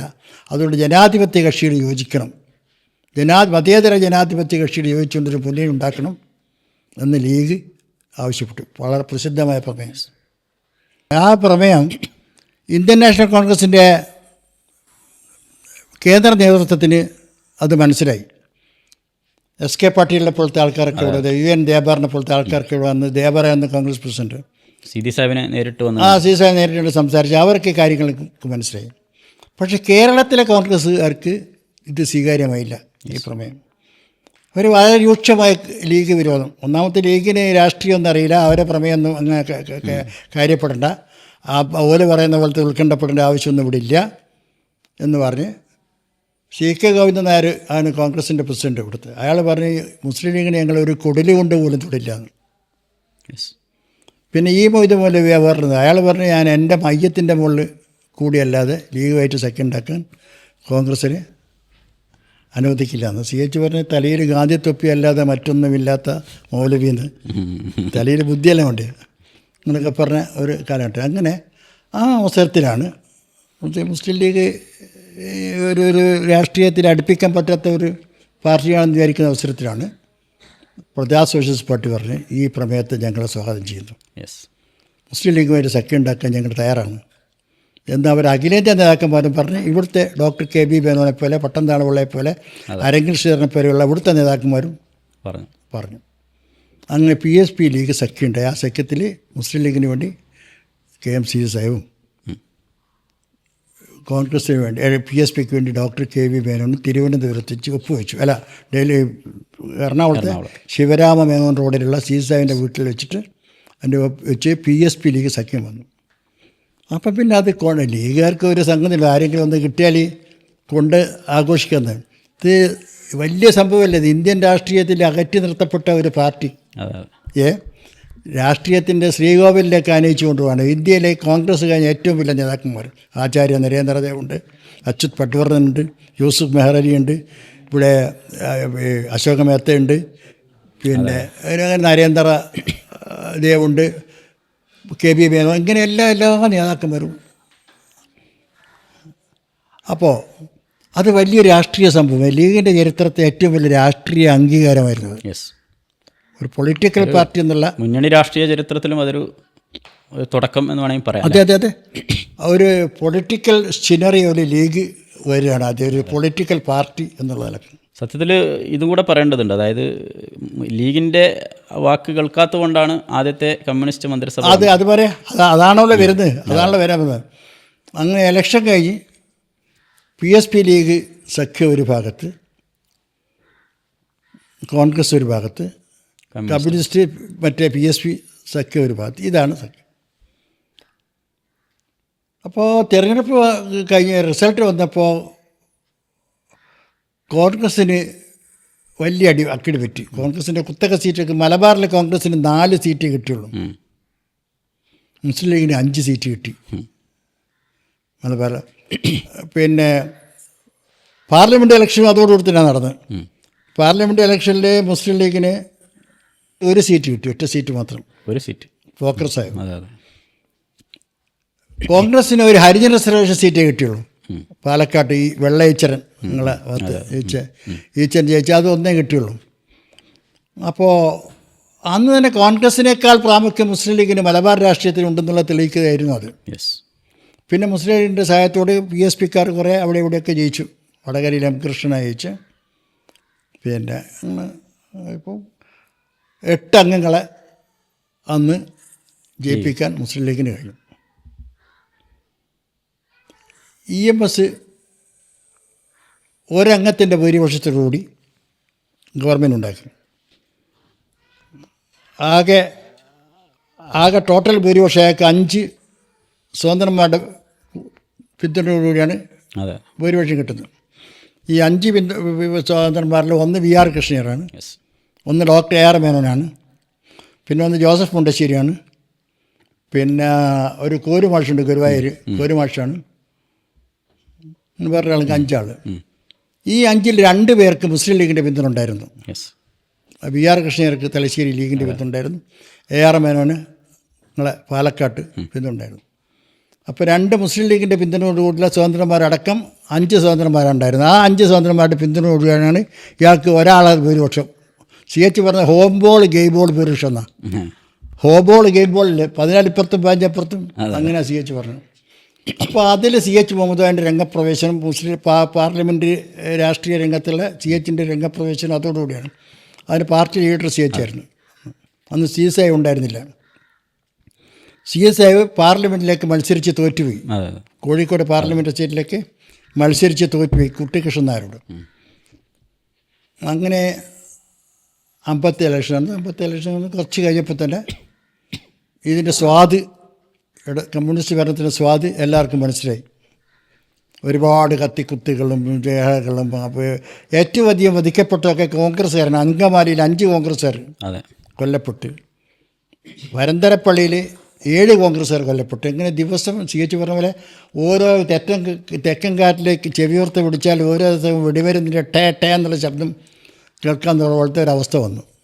ക്രമസമാധാനം താറുമാറായി. ഫ്ലോറ എന്ന ഗർഭിണി അത് അവിടെ തിരുവനന്തപുരത്ത്. അങ്ങനെ ക്രമസമാധാനം തകർന്ന് അഴിമതി, സൽഭരണം ഇങ്ങനെ എല്ലാ സ്ഥലത്തും ബുദ്ധിമുട്ടും പ്രയാസമായപ്പോൾ ജനങ്ങൾ മുഴുവൻ കമ്മ്യൂണിസ്റ്റ് ഗവൺമെൻറ്റിനെതിരായി. അപ്പോൾ കോൺഗ്രസ്സുകാർ വന്ന് ബാഫയ്ക്ക് തങ്ങളായിരുന്നു അന്ന് നേതാവ്. ബാഫയ്ക്ക് തങ്ങൾ പോയാൽ തങ്ങളെ നമുക്ക് യോജിക്കുക, ഒന്നിച്ചു പോകാൻ. അപ്പോൾ ഈ കബറാണെന്ന് ഒരു മൂടുകല്ല് തലയിൽ കിട്ടിയാലേ കബറാണെന്ന് അവർ വരുന്നവർ പറയാറില്ല. അതുപോലെ കിട്ടേണ്ടത് കിട്ടിയപ്പോൾ കോൺഗ്രസ്സിന് മനസ്സിലായി ഇത് അബദ്ധമാണ്, നമ്മൾ ചെയ്ത് തെറ്റായിപ്പോയിന്ന്. അങ്ങനെ ലീഗിനോട് വന്നിട്ട് പറഞ്ഞ് പിന്നെ നമുക്ക് സഖ്യം ഉണ്ടാക്കണം. ശരി പറഞ്ഞപ്പോൾ PSP ലീഗ് സഖ്യം ഇപ്പോൾ ഉണ്ടല്ലോ, അതിൽ നിങ്ങൾ വന്ന് ചേർത്തെങ്കിൽ കോൺഗ്രസ് ലീഗ് PSP സഖ്യം ഉണ്ടായി. അപ്പോഴാണ് വിമോചന സമരത്തിൻ്റെ പ്രശ്നം വന്നു. വിമോചനം എന്ന് പറഞ്ഞാൽ വലിയ കേരളം കണ്ടിട്ടുള്ളതിൽ ഏറ്റവും വലിയ ജനകീയ സമരമായിരുന്നു. കേരളത്തിലുള്ള പഞ്ചായത്ത് ബോർഡുകൾ 99% പഞ്ചായത്ത് ബോർഡും പ്രമേയം പാസ്സാക്കി EMS രാജിവെക്കണം. ഞാൻ രാജിവെച്ചില്ല. പിന്നെ പത്രങ്ങളായ ദേശാഭിമാനി ഒഴികെയുള്ള എല്ലാ പത്രങ്ങളും മുഖപ്രസംഗം EMS രാജിവെക്കണമെന്ന്. ഈ ജനാധിപത്യത്തിൻ്റെ മുഖക്കണ്ണാടിയാണ് പത്രങ്ങൾ എന്നൊക്കെ പറയാറില്ലേ, അതൊന്നും അവർ കണക്കാക്കിയില്ല. പിന്നെ ഈ ഇത് അന്നത്തെ പത്മനാഭനാണ് ഇതിന് തിരികൊളുത്തിയത്. അന്നത്തെ പത്മനാഭൻ കോട്ടയം തിരുനക്കര മൈതാനിൽ വെച്ച് ഈ വിമോചന സമരത്തിന് തിരികൊളുത്തിയപ്പോൾ ബാഫയ്ക്ക് തങ്ങളുണ്ടായിരുന്നു അവിടെ. ബാഫയ്ക്ക് തങ്ങളെ അയാളെ സ്വാഗതം ചെയ്തത് വന്നിട്ട് മുസ്ലിം സമുദായത്തിൻ്റെ മഹാരാജാവിനെ ഞാൻ ഇവിടത്തേക്ക് സ്വാഗതം ചെയ്യുന്നതാണ് എന്ന് പറഞ്ഞു. ഈ വിമോചന സമരത്തിൻ്റെ തുടക്കത്തിൽ മുസ്ലിം ലീഗ് പിന്തുണ കൊടുത്തിട്ടുണ്ടായിരുന്നു. പിന്തുണ കൊടുത്തിട്ട് അത് വിദ്യാർത്ഥികൾ പങ്കെടുക്കേണ്ടെന്നാണ് പറഞ്ഞത്. അതിനുണ്ടായിരുന്നു. അവസാനം ലീഗ് വളരെ സജീവമായി. അതിൽ ചുരുക്കി പറഞ്ഞാൽ 1.25 ലക്ഷം ആളുകളാണ് ജയിലിൽ പോയി. ഞാനൊക്കെ ജയിലിൽ പോയ ആളാണ്. അത് പറയണത് എന്നെ താലൂക്ക് ഓഫീസിൽ പിക്കറ്റ് ഇങ്ങനെ ചെയ്തത് 12 ദിവസത്തേക്ക് 14 ദിവസത്തേക്ക് ജയിലിൽ കിടന്നു. ജയിലിൽ ഇന്നത്തെ ആർട്സ് കോളേജിലെ മേഞ്ചന്ത, ആ ആർട്സ് കോളേജ് അന്ന് സാമൂതിരിക്കോവിലായിരുന്നു. ഇവിടെയൊക്കെ ജയിലൊക്കെ നിറഞ്ഞു കഴിഞ്ഞിട്ട് അണ്ടിക്കമ്പനിയൊക്കെ ജയിലാക്കി അന്ന്. അങ്ങനെ സാമൂതിരിക്കോവിലും ജയിലാക്കി. അങ്ങനെ ഞങ്ങളൊക്കെ കിടന്നു. അതിൽ KB മേനോനൊക്കെ ഉണ്ടായിരുന്നു. അവിടെ 2 ആഴ്ച കിടന്നു. 2 ആഴ്ച കിടക്കേണ്ടി വന്നിട്ട് 2 ആഴ്ചയൊക്കെ ശിക്ഷിച്ച് അതിന് മുമ്പായിട്ട് ഗവൺമെൻറ്റിനെ പിരിച്ചുവിട്ട ഉടനെ തന്നെ എല്ലാവരെയും ജയിലിൽ നിന്ന് വിട്ടല്ലോ. അങ്ങനെ ഞങ്ങൾ 12 ദിവസമായിട്ടേ കിടന്നിട്ടുള്ളൂ, 10 ദിവസമായിട്ട് കിടന്നിട്ടു. അപ്പോൾ ഗവൺമെൻറ് പൊളിഞ്ഞു, പിരിച്ചുവിട്ടു. അതിന് മുമ്പായിട്ട് പല സംഭവങ്ങളും പറയാണ്ട്. ജവഹർലാൽ നെഹ്റു പിന്നെ തിരുവനന്തപുരത്ത് വന്നപ്പോൾ ഈ ലക്ഷക്കണക്കിന് സ്ത്രീകൾ കാണുന്നത് അങ്ങനെയാണ്. കേരളത്തിൻ്റെ യഥാർത്ഥ ചിത്രം അന്ന് പെണ്ണുങ്ങളെ ചൂല് കൊണ്ടാണ് ഈ അടിച്ച് പുറത്താക്കുന്നുണ്ട്. EMS എല്ലാം ഈ ജവഹർലാൽ നെഹ്റു തിരുവനന്തപുരത്ത് വന്നിട്ട് ഈ ജനപ്രളയം കണ്ടിട്ട് EMSനോട് ചോദിച്ചു, ഇത്രയധികം ജനങ്ങളെ എത്ര ചുരുങ്ങിയ സമയം കൊണ്ട് ശത്രുക്കളാക്കാൻ പറ്റുക, നിങ്ങൾക്ക് എങ്ങനെ കഴിച്ചെന്നാണ് ചോദിച്ചത്. ഈ വിമോചന സമരത്തെക്കുറിച്ച് ഇപ്പോഴും ചർച്ച തുടരുന്നൊരു സാഹചര്യമുണ്ട്. പലപ്പോഴും പൊന്തി വരുന്നൊരു ചർച്ചയാണ്. ഒരു ജനാധിപത്യപരമായി തിരഞ്ഞെടുക്കപ്പെട്ട ഒരു സർക്കാരിനെ അങ്ങനെ പുറത്താക്കാൻ പാടുണ്ടായിരുന്നോ എന്നൊരു ചോദ്യം. ജനാധിപത്യ വിരുദ്ധമായി പ്രവർത്തിയ ഭരണഘടനയെ തന്നെ ഇല്ലാത്ത ചെയ്ത് സെൽബർ ഇപ്പോൾ അത് വീട്ടിച്ചേക്ക് കത്ത് ഈ ഒരു ചാത്തനാട് എന്ന് പറഞ്ഞ സ്ഥലത്തുള്ള പത്തനംതിട്ട ജില്ല ചാത്തുന്ന സ്ഥലത്ത് ഒരു സെൽ സെക്രട്ടറി വേറൊരാൾക്ക് അയച്ച കത്ത് സമൺസാണ്, കത്തുന്നില്ല സമൺസ് എന്നാണ് പറഞ്ഞത്. പാർട്ടി ഓഫീസ് ഇന്ന ആൾ നിങ്ങളെപ്പറ്റി കംപ്ലയിൻറ്റ് വന്നിട്ടുണ്ട്, അതിനെപ്പറ്റി സംസാരിക്കുക ഇന്ന സ്ഥലത്തുള്ള പാർട്ടി ഓഫീസ് ഇത്ര മണിക്ക് ഹാജരാണെന്ന് കോടതി ഭാഷയിൽ സമൺസ് അയച്ചു. ആ സമൺസ് പി ടി ചാക്ക് എടുത്ത് കാണിച്ചു കൊടുത്തു, എന്ത് വരണമെന്നൊക്കെ ചോദിച്ചു. അങ്ങനെ അവസ്ഥ വന്നാൽ ഇവിടെ എന്താ ചെയ്യുക, ജനങ്ങൾ ക്ഷമിക്കണ്ടേ? സമാന്തര പാർട്ടി ഭരണം ജനകീയ ഇത് ജവഹർലാൽ നെഹ്റു നേരിട്ട് പറഞ്ഞല്ലേ, അയാളോട് നിങ്ങളിന്ന് രാജിവെച്ച് തെരഞ്ഞെടുപ്പ് നേരിട്ടെന്ന് പറഞ്ഞു. അതായത് അക്കാലത്ത് ഇത് അനിവാര്യതയായിരുന്നു സർക്കാരിനെ പിരിച്ചു, ഏറ്റവും അനിവാര്യതയായിരുന്നല്ലോ. അന്ന് അതിൽ പങ്കെടുക്കാത്ത ഏത് പാർട്ടിയാണ് കേരളത്തിലുള്ള? കമ്മ്യൂണിസ്റ്റ് പാർട്ടി ഒഴികെയുള്ള എല്ലാ പാർട്ടിക്കാരും. നമ്മൾ 57 ശേഷമുള്ള ഒരു ഇപ്പോൾ MC-യുമായി ബന്ധപ്പെട്ട് ഞാൻ വായിച്ചൊരു പ്രധാനപ്പെട്ട ഒരു അനുഭവം. 58 ഏപ്രിൽ 26, 27, 28 തീയതികളിലെ മുസ്ലിം ലീഗിൻ്റെ ആദ്യത്തെ സമ്മേളനം. അതിലേക്ക് വരാൻ പോകുന്ന ആ സമ്മേളനത്തിൻ്റെ ഒരു ഞാനത് ആലപ്പുഴയിൽ ആദ്യമായി കണ്ട ലേഖനം, അതിലൊരു 4 വരി ഞാൻ വായിക്കാം. അതായത്, ഞങ്ങൾക്കതൊരു ഉത്സവകാലമായിരുന്നു. ഞാനന്ന് തലശ്ശേരിയിൽ ഗവൺമെൻറ് ബ്രണ്ണൻ കോളേജിലെ വിദ്യാർത്ഥി. 25-ാം തീയതി വടകരയിൽ നിന്ന് മലബാർ എക്സ്പ്രസ്സിലാണ് ഞങ്ങൾ പുറപ്പെട്ടത്. കൽക്കരിപ്പുക കാർക്കിച്ചു തുപ്പുന്ന ആ വണ്ടി കൊച്ചു വെളുപ്പാൻ കാലത്താണ് കൊച്ചിയിലെത്തുക. വണ്ടി നിറയെ കാസർഗോഡ് മുതലുള്ള മുസ്ലിം ലീഗുകാരും അവരുടെ ആകാശം ഭേദിക്കുന്ന മുദ്രാവാക്യം വിളികളുമായിരുന്നു. ഇങ്ങനെ ഒരു ഗംഭീരമായിട്ടുള്ളൊരു അനുഭവക്കുറിപ്പാണത്. ഞാൻ അതിനെക്കുറിച്ച് ചോദിക്കണം എന്ന് വിചാരിച്ചതായിരുന്നു. അതായത് ആ ഒരു യാത്രയും അനുഭവങ്ങളൊക്കെ ഒന്ന് പറയണം. അപ്പോൾ നമ്മൾ ഇത് ഇടയ്ക്ക് പൊളിറ്റിക്സ് വരാതെ നിർത്തിയില്ല. അതിന് മുമ്പായി വിമോചന സമരം നടന്ന് വിമോചന സമരത്തിന് ശേഷം തെരഞ്ഞെടുപ്പ് നടന്നു. കോൺഗ്രസിലേക്ക് PSP സഖ്യം. ആ സഖ്യത്തിന് വമ്പിച്ച ഭൂരിപക്ഷത്തിന് ഈ ത്രികക്ഷികൾ ജയിക്കുകയും ചെയ്തു. കമ്മ്യൂണിസ്റ്റ് പാർട്ടി വേറെ ചെറിയ ഒരു പാർട്ടിയായിട്ട് 35% വോട്ടുകളെല്ലാം കൂടെ ചെറിയൊരു പാർട്ടിയായി. അപ്പോൾ വിമോചന സമരം നടത്തിയ ശക്തികളെല്ലാം കൂടി മന്ത്രിസഭയിൽ വേണമല്ലോ, സ്വാഭാവികമാണ്.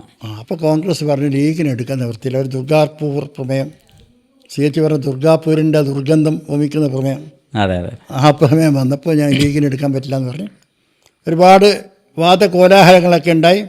അവസാനം PSP പറഞ്ഞു എപ്പോഴും മുസ്ലിം ലീഗിനെ എതിർക്കുന്ന മാതൃഭൂമി പത്രം പോലെ പറഞ്ഞു മുസ്ലിം ലീഗിൻ്റെ ഗവൺമെൻറ് എടുക്കാതിരിക്കുന്നത് തെറ്റാണ്, അവർക്ക് എടുക്കുന്നത്. എന്നിട്ട് പോലും ഇവർ നമ്മളെ മന്ത്രിസഭയിൽ എടുത്തില്ല.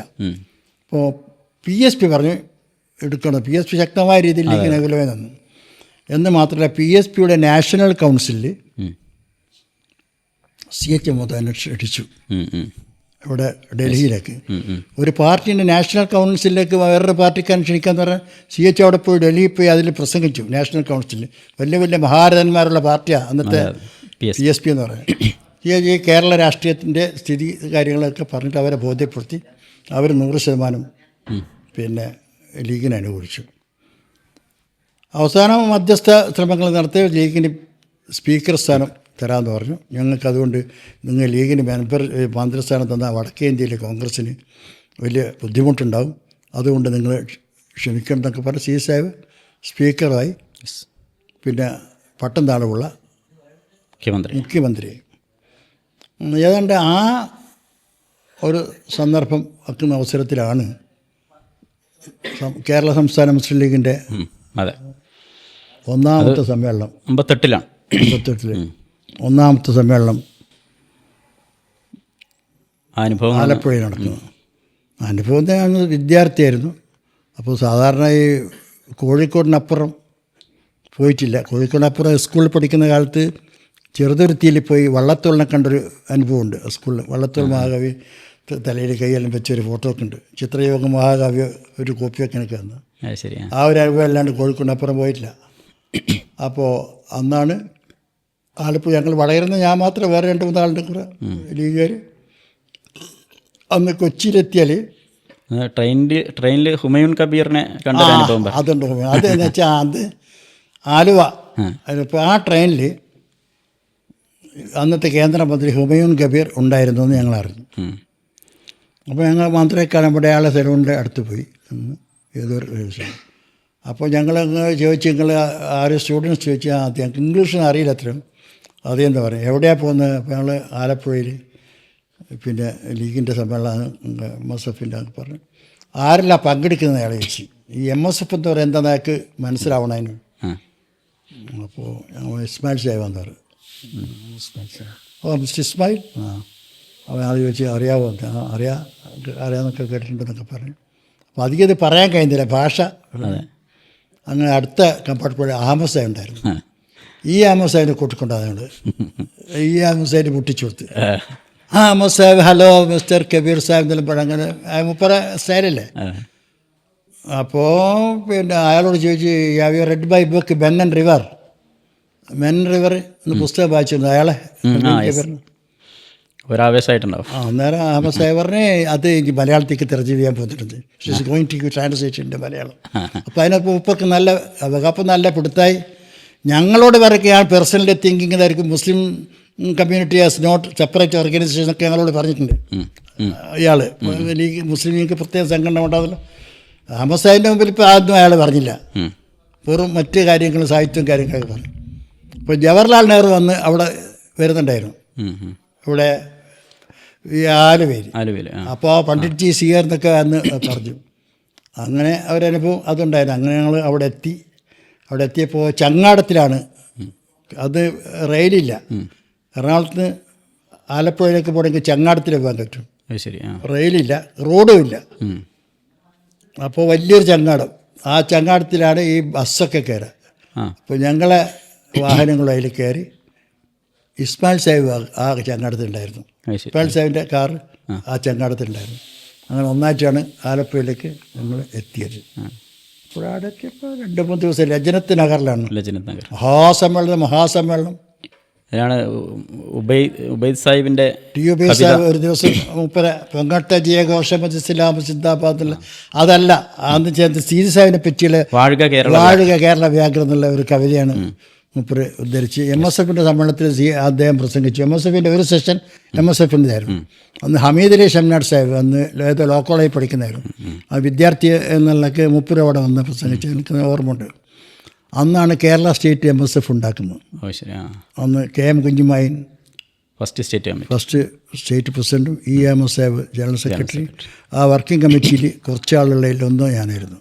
അതൊരു സ്ഥാപക ഒന്ന് പറയാം. ഈ മുസ്ലിം ലീഗിൻ്റെ ഒരു ആവേശം MC-ക്ക് ഒന്ന് കൂടാൻ ആ സമ്മേളനം ഉപകരിച്ചിട്ടുണ്ട്. അത് പറഞ്ഞാൽ അതിൻ്റെ ആവേശം ഭയങ്കര. കാരണം അത് അന്ന് പല നുറുങ്ങുകൾ ഒരുപാടുണ്ട്. എന്ന് വെച്ചാൽ ഒരാൾ ബാഫിക്ക് തങ്ങൾ ഒരാൾ വന്നിട്ട് എൻ്റെ അടുത്ത് നിന്നാണ് അസ്സലാമു അലൈക്കും പറഞ്ഞു. വലൈക്കും സലാം. എവിടെയാ സ്ഥലം എന്ന് പറയാം. നെയ്യാറ്റിൻകരയാന്ന് പറഞ്ഞു. നെയ്യാറ്റിൻകര അറ്റല്ലേ. വേറൊരാൾ വന്നിരുന്ന വേറൊരാൾ സലാം ചൊല്ലി നിങ്ങളെ എവിടെയാ സ്ഥലം? അയാളെങ്കിൽ കാസർഗോഡ് അങ്ങേയറ്റത്തുള്ളതൊരു തീയമ്പാടി ഒരു അവിടുത്താന്ന് പറഞ്ഞു. അപ്പോൾ ബാഫിക്ക് തങ്ങൾ അതെ നിങ്ങൾ അവിടെ ഇവിടെയുള്ള ആൾ ഒന്നിച്ചു കൂടാനുള്ള കാരണം ഇതായില്ലേ, അതാ ഞങ്ങളുടെ ഉദ്ദേശം.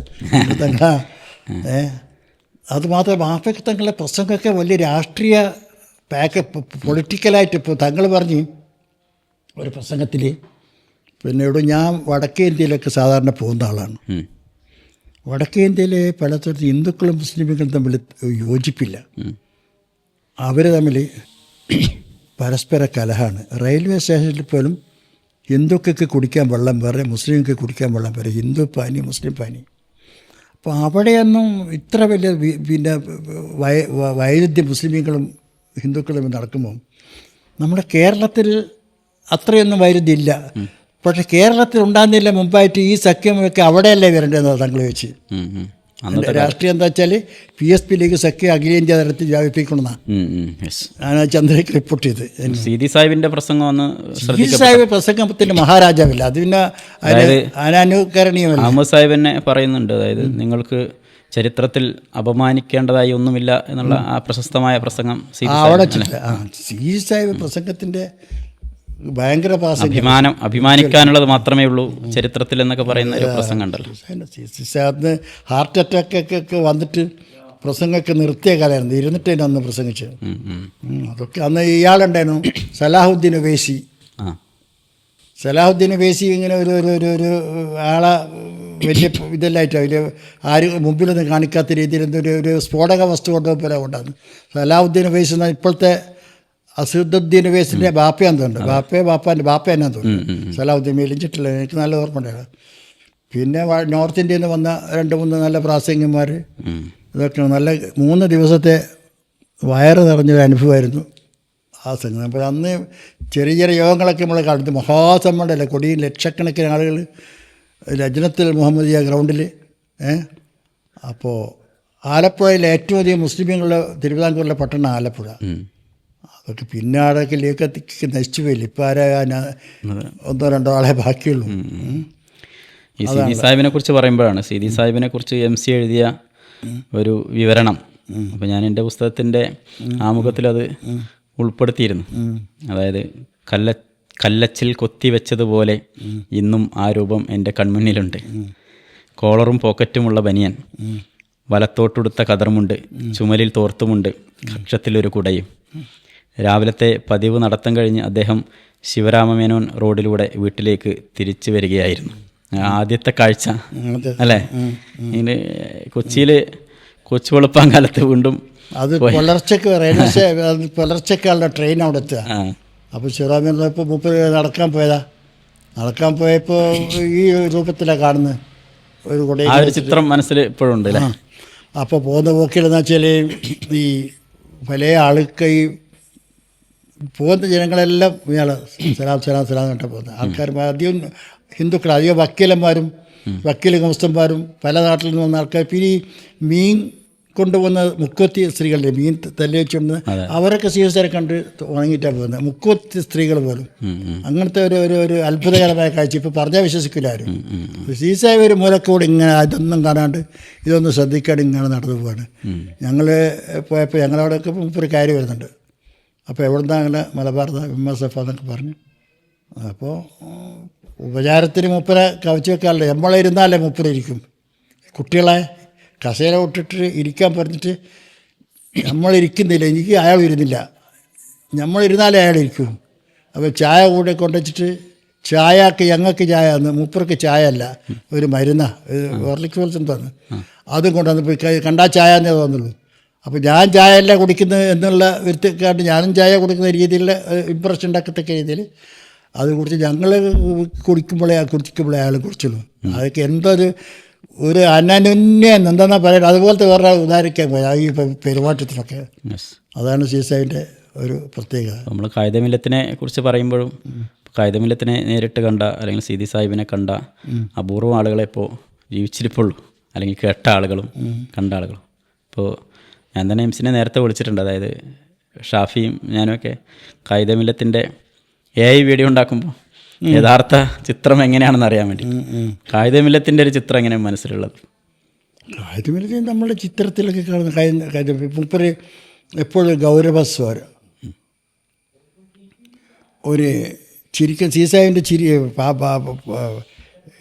ഖായിദമില്ലത്തിൻ്റെ ചിരി എന്ന് പറഞ്ഞിട്ട് ലേഖനം എത്തി PA റഷീദ് കണ്ടിട്ടുണ്ടോ? ഇല്ല, വായിച്ചു. അത് ഞാനൊരു പ്രസംഗത്തിൽ പറഞ്ഞിട്ടുണ്ട്. അതായത് 1957 ഇലക്ഷൻ കാലത്ത് മദ്രാസിലെ കാമരാജ നാടാർ സീസാവിനെ കാണാൻ വന്നു. കാമരാജ നാടാർ സീസാവിനോട് പറഞ്ഞു, ഇസ്മായിൽ സാഹിബ്, നിങ്ങൾ എവിടെയും ലീഗൊന്നുമില്ല, എല്ലാം പിരിച്ചുവിട്ട് കഴിഞ്ഞ് നിങ്ങൾക്ക് ഈ മദ്രാസിൽ മാത്രം ഇത് കൊണ്ടുവന്നിട്ട് വീണ്ടും നിങ്ങൾ ബുദ്ധിമുട്ടിക്കരുത് ഞങ്ങളെ. അതുകൊണ്ട് നിങ്ങൾ ഈ ലീഗൊക്കെ ഉപേക്ഷിച്ചാൽ നിങ്ങൾ പറയുന്നത് 20 ആളുകളെ ഞാൻ MLA-മാരാക്കാം. അന്ന് അയാൾക്ക് വിചാരിച്ചാൽ നടക്കുന്ന കാര്യമില്ലേ? 20 നിങ്ങൾ പറയുന്ന 20 മുസ്ലിം ലീഗുകാരെ ഞാൻ MLA-മാരാക്കി തരാം. അതിൽ നിങ്ങൾ പറയുന്ന 2 പേരെ ഞാൻ മന്ത്രിയാക്കി തരാം. പക്ഷേ നിങ്ങൾ ഈ കൊടി അങ്ങ് ഉപേക്ഷിക്കണം, ലീഗ് പിരിച്ചുവിടണം. ഇസ്മായിൽ സാഹിബ് ആലോചിച്ചിട്ട് ഒന്ന് ചിരിച്ചു എന്നാണ്. അപ്പോഴാണ് ചിരിയുടെ, അയാളെ ചിരിക്കുന്നതായിട്ട് ഒരിക്കലും നമ്മൾ കാണില്ല. ഇസ്മായിൽ സാഹിബിൻ്റെ പല ഭാവങ്ങളും കണ്ടെങ്കിലും ഗൗരവം താത്വികൻ്റെ ദാർശനിക ഭാവം അല്ലാതെ ഒരു ചിരിക്കുന്ന എവിടെയും കാണില്ല അദ്ദേഹത്തിൻ്റെ. ആ ആളോട് ഇത് ചിരിച്ചു പോയി പറഞ്ഞത് കേട്ടിട്ട് ഇസ്മായിൽ സാഹിബ് ചോദിച്ചുള്ള, കാമരാജ് നിങ്ങളെ ഓഫറിന് നന്ദി, പക്ഷേ നിങ്ങളോട് 20 സീറ്റും വാങ്ങി 2 മന്ത്രിസ്ഥാനം വാങ്ങി ഞാൻ ഈ കൊടിയങ്ങ് ഉപേക്ഷിച്ച് കഴിഞ്ഞാൽ പിന്നെ അടുത്ത തെരഞ്ഞെടുപ്പിൽ നിങ്ങൾ ഈ പ്രദേശത്ത് വരുമോ? കാമരാജ്, ഇതോട് തീർന്നില്ലേ കഥ. ഇപ്പോൾ നിങ്ങൾ വന്നതും പറഞ്ഞൊക്കെ ഇതിവിടെ പിടിച്ച് നിൽക്കുന്നുണ്ടല്ലേ. അതുകൊണ്ട് ഇത് പിരിച്ചുവിടാൻ നിനക്ക് അവകാശമില്ല, ഇത് നിലനിർത്താൻ എനിക്ക് അവകാശമുള്ളൂ എന്ന് പറഞ്ഞുകൊണ്ട് അദ്ദേഹത്തെ മടക്കി അയച്ചു. പിന്നെ ഇസ്മായിൽ സാഹിബിനെതിരായിട്ട് അയാൾ പ്രസംഗിക്കുകയൊക്കെ ചെയ്തേക്ക് അവിടെ ട്രിപ്പിൾ കെയിലെ പ്രസംഗത്തിൽ എവിടെയെങ്കിലും ഇവിടെ മുസ്ലിം ലീഗ് ആർക്കും തേവയില്ല, ഇവിടെ താടിക്കാരെ സ്വാമിയാർ വന്നാച്ചി എന്നൊക്കെ പോയിട്ട് ഇസ്മായിൽ സാഹിബിനെ പറ്റി അവിടുത്തെ ലീഗ് കോൺഗ്രസ്സുകാർ പ്രകടനം ഉണ്ടായിരുന്നു അന്ന്. മുസ്ലിം ലീഗ് എങ്കേരിക്ക് ഇസ്മായിൽ റാവുത്തർ പാക്കറ്റിലിരിക്കുക എന്നിട്ട് അങ്ങനെയൊക്കെ ഉള്ള കാലം ഒക്കെ ഉണ്ടായിരുന്നു. അതൊക്കെ ഒരു കാലം അന്ന്. അതിപ്പോൾ ഇന്ന് അനുസ്മരണ യോഗ്യമല്ല അന്ന്. അതൊരു കെട്ടകാലം. ഇപ്പോൾ ജിന്നയെ കാട്ടിപ്പേടിപ്പിക്കുന്നത്, ജിന്നയെ കാട്ടിപ്പേടിപ്പിക്കാൻ കഴിയില്ല. ജിന്ന ഇവിടെ യഥാർത്ഥ ചരിത്രം പറയുക അയാൾ ഇന്ത്യൻ ദേശീയതയ്ക്ക് വേണ്ടി നിലകൊണ്ട ആളല്ലേ. Ambassador of the Hindu Muslim unity എന്നല്ല ജിന്നയെ പറ്റി പറഞ്ഞത്. ഇതാരാ പറഞ്ഞത്? ലീഗാറല്ല, ഗോപാലകൃഷ്ണ ഗോഖലെയാണ് പറഞ്ഞത്. അതേ പേരിലൊരു പുസ്തകം ഇത് സരോജിനി നായിഡു, സരോജിനി കോൺഗ്രസ് പ്രസിഡൻ്റായിരിക്കുന്ന അവസരത്തിലെ ഈ പുസ്തകം ജിന്നയെപ്പറ്റി. അങ്ങനത്തെ ആളെപ്പറ്റി പേടിപ്പിക്കുക. ഇന്ത്യൻ ദേശീയത എന്ന് പറഞ്ഞാൽ ജിന്ന ഉണ്ടാക്കിയതല്ലേ. അപ്പോൾ ഒരു പറഞ്ഞ് ഞങ്ങൾ ഇവരെ മന്ത്രിയാക്കിയത്, നമ്മൾ പോലെ മുഖ്യമന്ത്രിയാക്കിയെന്ന് പറയുന്നില്ല. നമ്മളെ ആൾക്കാർ അറിയാണ്ട് പറയാം നമുക്ക് അയാളല്ലേ മന്ത്രിസ്ഥാനത്ത്, അയാൾക്ക് മുഖ്യമന്ത്രി സ്ഥാനം കൊടുത്തത് നമ്മളല്ലേ. 57 മുഖ്യമന്ത്രി ആവുന്നത് അങ്ങനെ നമ്മൾ കൊടുത്തിട്ടല്ലേ. നമ്മൾ ഇലക്ഷന് സഹായിച്ചെങ്കിൽ ഓടി ജയിക്കുമോ? ആലത്തൂരിൽ നിന്ന് ജയിച്ച ആർ കൃഷ്ണൻ എന്നുള്ള മാർക്സിസ്റ്റ് പാർട്ടിൻ്റെ MLA പറഞ്ഞത് കൈവശം വെക്കാവുന്ന കൈവശ ഭൂമിയുടെ പരിധി 50 ഏക്കർ ആക്കണം. 50 ഏക്കർ ആക്കണം. അന്നേരം മുസ്ലിം ലീഗ് പറഞ്ഞത് പോരാ, 15 ഏക്കറേ പറ്റുള്ളൂ, അതിലപ്പുറം പാടില്ലെന്നാണ്. അപ്പോൾ ജന്മിത്വത്തിന് വേണ്ടിയിട്ടാണ് ഇവൻ പറഞ്ഞ്, ആർ കൃഷ്ണൻ പറഞ്ഞത്. അത് പാടില്ലാതാണ് നമ്മൾ പറഞ്ഞ് മനസ്സിലാക്കണം. അങ്ങനെയാണ് ഈ ഭൂപരിഷ്കരണ നിയമം വന്നത്. എന്തായാലും ഈ സർക്കാർ സർവീസിലെ ദീർഘകാലം പാർട്ടി പ്രവർത്തനത്തിൽ നിന്ന് സാധാരണ പാർട്ടി പ്രവർത്തനം മാറി നിൽക്കേണ്ടി വന്നൊരു കാലം കൂടി. അതുകൊണ്ടാണ് ഭാരവാഹി ഒന്നാകണ്ട ഇപ്പം. അതാണ് അതൊരു സങ്കടം ഉണ്ടോ പൊള്ളിൽ? സങ്കടമല്ല, അങ്ങനെ ഒന്നുള്ളതുകൊണ്ട് ഇതൊക്കെ സാധിച്ചു. അല്ലെങ്കിൽ ഇപ്പോൾ ഉപജീവനത്തിന് മാർഗ്ഗമില്ലെങ്കിൽ നമ്മൾ ഏതെങ്കിലും നേതാവിൻ്റെ കൂടെ പോയിട്ട് ഓൻ്റെ ഒപ്പിച്ചേർന്ന് ഓൻ്റെ അവദാനങ്ങൾ പാടി എന്നിട്ട് ഇതുകൊണ്ട് എന്നൊക്കെ പറയും ജീവിക്കുന്നതിന് വലിയ പ്രശ്നമല്ലേ. അന്ന് സ്ഥിരമായിട്ട് ഒരു സർക്കാർ ജോലിയുള്ളതുകൊണ്ട് ലൈഫ് സെറ്റായി. ഇവരാരെങ്കിലും വിനാശിക്കേണ്ട ആവശ്യം വന്നില്ലല്ലോ. അപ്പോൾ അയാൾ എന്തോ ഒരു പ്രസംഗത്തിൽ ഇപ്പോൾ ഞാൻ വിമത മന്ത്രിയുടെ വീരസ് എന്ന് മറ്റും ഒരു ലേഖനം എഴുതി, കുറച്ച് കടുപ്പ. ഇവർ MC എന്ന് മറ്റും അന്ന് എഴുതി, പേരൊന്നുമില്ല. അപ്പോൾ അന്നത്തെ അഖിലേന്ത്യക്കാർക്ക് ഭയങ്കര വിരോധം. അപ്പോൾ വലിയത് 12 ശതമാനത്തിൽ ഓനെ അങ്ങനെ ആക്കണം ഇങ്ങനെ ആക്കണം, ഓനങ്ങനെ എഴുതാൻ പാടുണ്ടോ എന്നുള്ളത്. അപ്പോൾ ഇതിന് കേസായി. മെമ്മറാണ്ടും ഇതൊക്കെ പിരിച്ചുവിടാനുള്ള ഷോക്കോസ് നോട്ടീസില്ലേ.